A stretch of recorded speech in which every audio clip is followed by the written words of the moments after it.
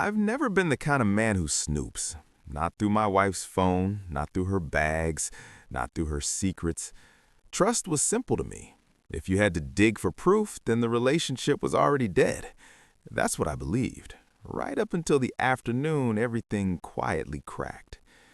I was cleaning out the garage. Nothing dramatic, just boxes, old paint cans, winter coats that never made it past Texas winters. My wife, Claire, had asked me to clear space so she could park inside again. Normal day, normal marriage. Or so I thought. I reached into the pocket of an old jacket hanging behind the shelves, one she hadn't worn in months, and something slipped out. A small envelope. Not addressed, no name, no stamp. It hit the concrete floor softly, but the sound landed like a punch to the chest. Inside was a photograph. At first, I didn't understand what I was looking at. The colors were slightly faded, the lighting dim. Then my brain caught up and my body reacted before my thoughts could. Two people. Close. Too close. No faces visible at first, just skin, familiar posture, intimacy you don't accidentally capture. This wasn't a vacation memory. This wasn't nostalgia. This was evidence. And then I saw him. The man in the photo had a scar on his shoulder, thin and pale, curving just under the collarbone. My scar, from a college football injury I'd never stopped talking about. My hand started shaking. The woman's face was turned away, but her hair, dark, straight, tucked behind her ear the way Claire always did when she was nervous, made my stomach drop.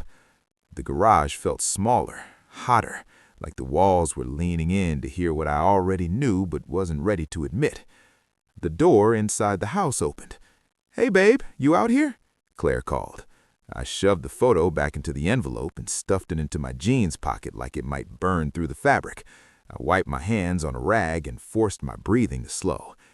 "Yeah," I said, "almost done."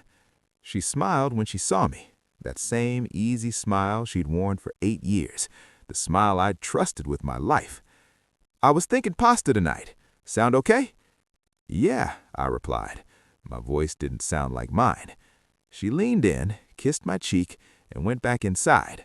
Her perfume lingered, but now there was something else mixed in, something unfamiliar. That night, I didn't sleep.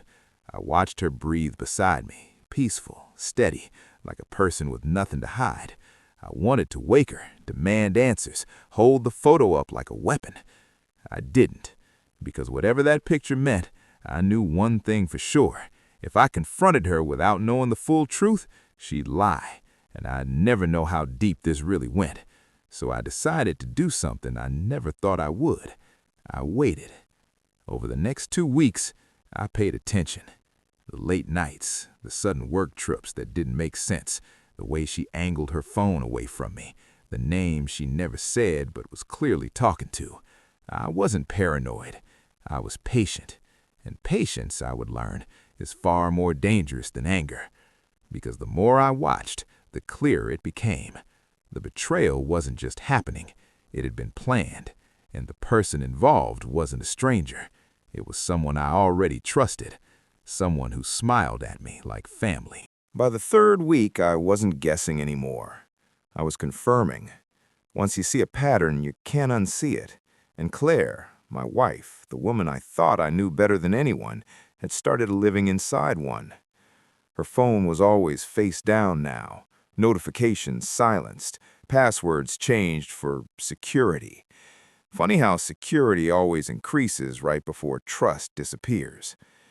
One Tuesday morning, she rushed out the door late, hair still damp, blaming a last-minute meeting downtown. She kissed me quickly, too quickly, and said, "Don't wait up tonight." I smiled, nodded, played my part. The moment her car pulled out, I did something that would have shocked the old version of me.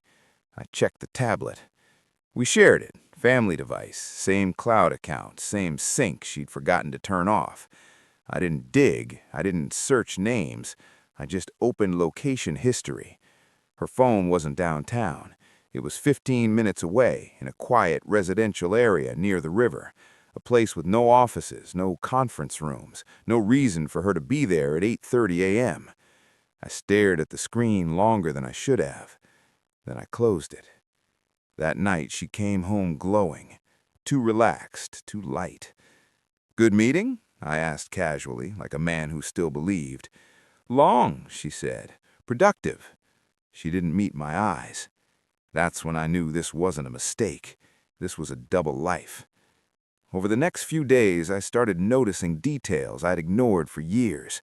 Receipts in her purse that didn't match the story.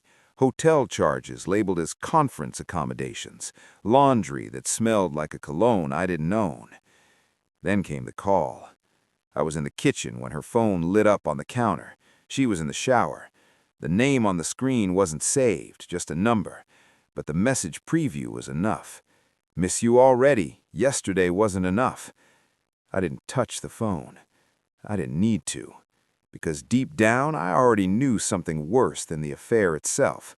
This person wasn't new. He was comfortable, familiar, someone who didn't need instructions on how to lie with her.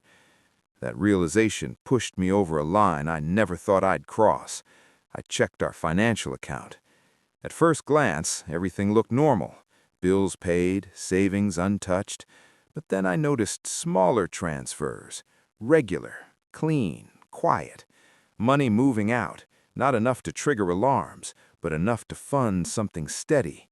Rent, gifts, a second life. I followed the trail. It led to a separate account, one I wasn't listed on. I sat back in my chair, heart pounding, not with heartbreak, but with clarity. This wasn't just betrayal. This was preparation. She was building an exit while letting me believe we were still standing on solid ground. That night I watched her sleep again. Only this time I wasn't sad. I was alert. Because there's a moment when love turns into something else. Not hate, not revenge, but awareness. And awareness is dangerous to people who think they're in control. The next piece fell into place at a family dinner. My brother was there, his wife, a few friends. And then there was Evan, a longtime family friend. Known him years, barbecues, holidays, inside jokes. I caught the look. Not obvious, not dramatic, just a fraction too long. A glance held half a second past what's appropriate. The kind of look you miss unless you're already watching. Claire laughed at something Evan said, touched his arm. He didn't pull away. My chest tightened, but my face stayed calm. Because now I understood something crucial. This wasn't happening to me, it was happening around me, and I was the only one who hadn't been told. Yet. Later that night, I stood alone in the garage, the same place where it all started.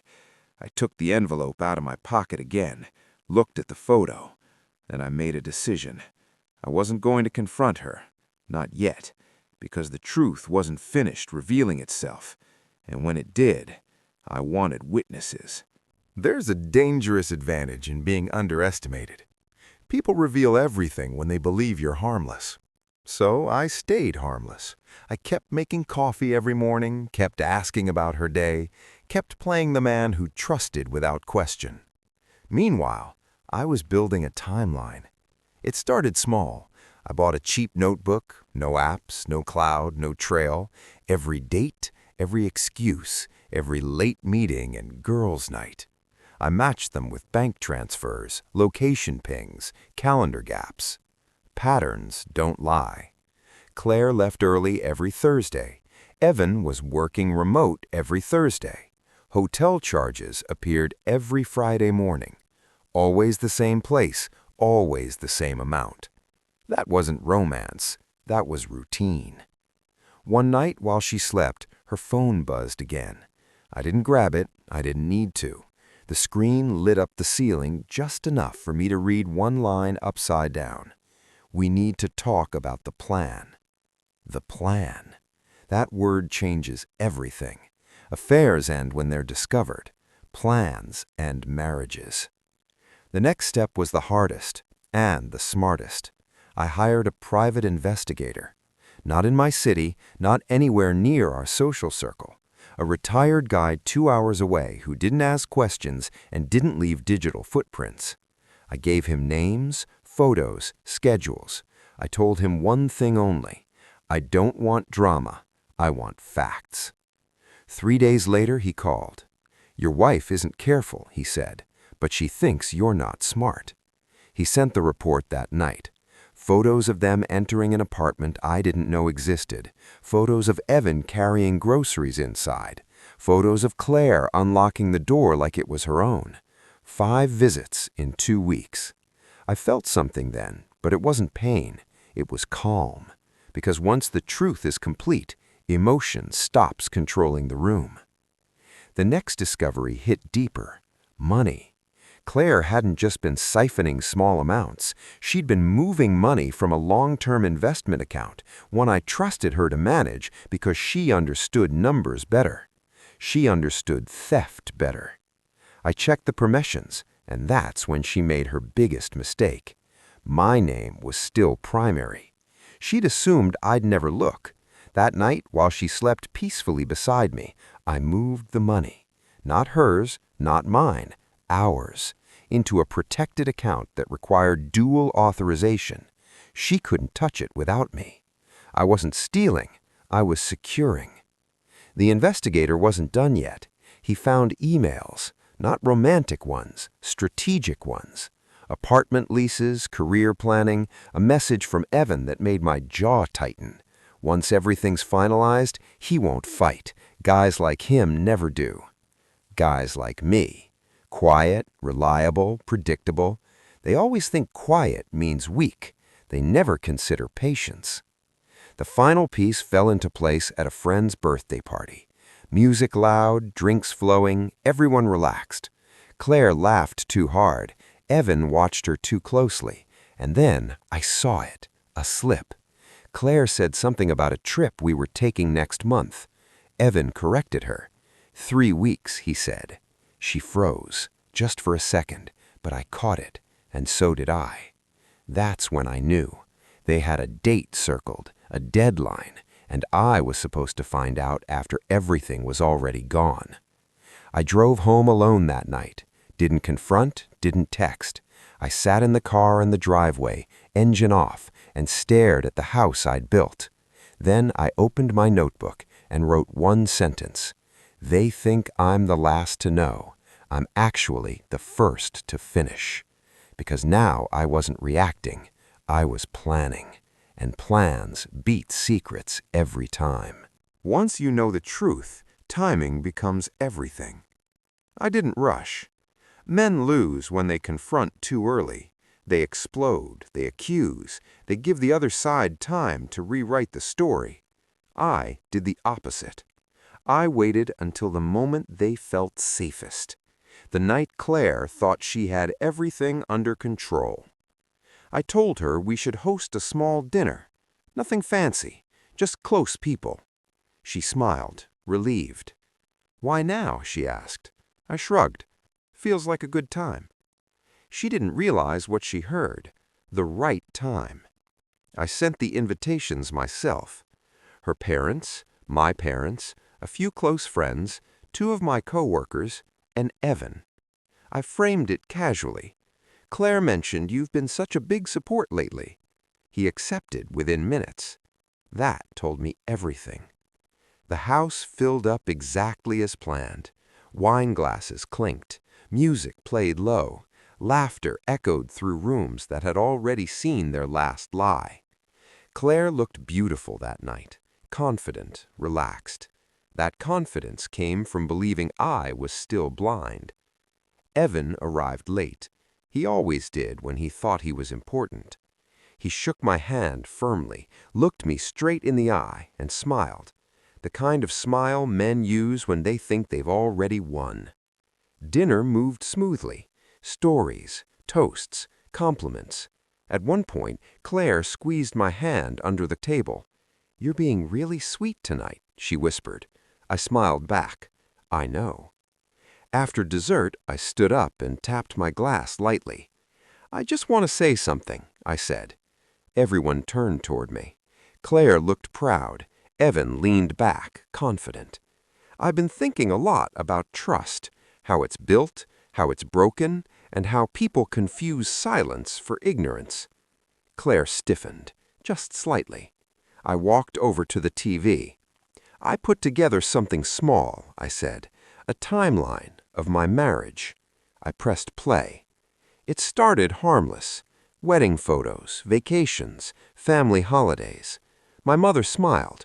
Claire relaxed again. Then the screen changed. A photo of Claire and Evan entering an apartment building. The room went silent. Another image. Bank transfer records, dates, amounts, accounts. Then messages. Not emotional ones, calculated ones. Once everything's set, he won't push back. I didn't raise my voice. I didn't insult anyone. I simply narrated facts. While I was working 12-hour days, I said calmly, my wife was planning a new life with another man, using shared money, shared trust, shared silence. Claire stood up. This isn't what it looks like. I raised my hand. She stopped. That was new for her. Evan didn't say a word. He just stared at the floor. Then I placed 2 envelopes on the table. One in front of Claire. Divorce papers, asset protection clause attached. One in front of Evan. A printed report, photos, messages, and a formal notice to his employer's ethics board, dated, stamped, but not yet sent. If you leave quietly, I said, those stay in my hands. No threats, just choices. Claire's mother started crying. My father stood behind me, silent, steady. Claire opened the envelope. Her hands shook. Evan didn't touch his. He already knew. I didn't do this to hurt you, Claire whispered. I looked at her. You didn't think about me at all. That's worse. No yelling, no chaos, just truth settling where lies used to live. They left separately. No goodbyes. When the door closed, the house felt lighter, like it had been holding its breath for years. My mother hugged me. You handled that like a man, she said. I nodded. But it wasn't over yet, because consequences don't end at exposure. They begin there. And Evan still had one lesson left to learn. The morning after the dinner was quiet. Not peaceful, quiet. The kind of quiet that comes after a storm has already taken everything loose with it. Claire didn't come back that night. I didn't ask where she went. I already knew. Men don't need explanations when the truth has finally shown its face. By noon, my phone started buzzing. Unknown numbers, missed calls, messages that said everything except responsibility. I ignored them all. Instead, I did something simple. I went for a walk. No music, no distractions, just the sound of my own footsteps, something I hadn't noticed in years because I was always walking around someone else's life. By the afternoon, the consequences began to arrive, exactly as they always do, quietly. Evan's employer called first. They didn't yell, they didn't accuse, they asked questions, specific ones, the kind that come with printed evidence and timestamps. By evening, he was placed on administrative leave. Temporary, they said, but everyone knows what that means. Claire tried calling that night. Once, then twice. Then she texted, "Please, we need to talk." I stared at the screen for a long time, not because I missed her, but because I finally understood something. Closure isn't a conversation, it's a decision. I didn't reply. The next week, the divorce moved fast. When people know they've been caught clean, they stop fighting loudly and start negotiating quietly. Claire signed. She didn't argue about the finances. She didn't push for sympathy. She just looked tired, and for the first time, honest. "I didn't think you'd ever stand up like that," she said softly as we signed. I looked at her, not unkindly. "You thought my silence was permission," I said. "It never was." That was the last real conversation we had. Evan sent one email, just one. It was long, apologetic, defensive in the way men get when they realize charm doesn't work on consequences. I deleted it without opening. Some explanations arrived too late to matter. A month later, my life looked different. Not bigger, cleaner. The house felt like mine again. The air felt lighter. My mornings were quiet in a good way. coffee, sunlight, no lies sitting across from me pretending to be love. Friends asked if I was okay. I told them the truth. I'm better than okay. Because here's what people don't tell men. Being betrayed doesn't break you. Ignoring it does. I didn't win by humiliating anyone. I didn't yell or destroy reputations. I won by waiting, by documenting, by letting people reveal exactly who they were while I stayed steady. Claire lost more than a marriage. She lost credibility. Evan lost more than a job. He lost the illusion that shortcuts don't have consequences. And me? I didn't gain revenge. I gained freedom. That's the part no one sees coming. Freedom doesn't arrive loudly. It arrives when you stop carrying someone else's deception on your back. Today, I live simpler, stronger, more aware, and I no longer confuse silence with weakness in myself or in others, because the most dangerous man in the room isn't the loudest one. It's the one who's been watching the whole time. If this story resonated with you, if it reminded you that patience, self-respect, and quiet strength still matter, thumbs up this video. It helps these stories reach more people who need them. Subscribe to the channel for more powerful, real-life inspired stories about truth, betrayal, and justice. Comment below. Where are you watching from? Your city, your state, or your country? More stories are coming. And if you're still here, you're exactly the kind of person they're written for.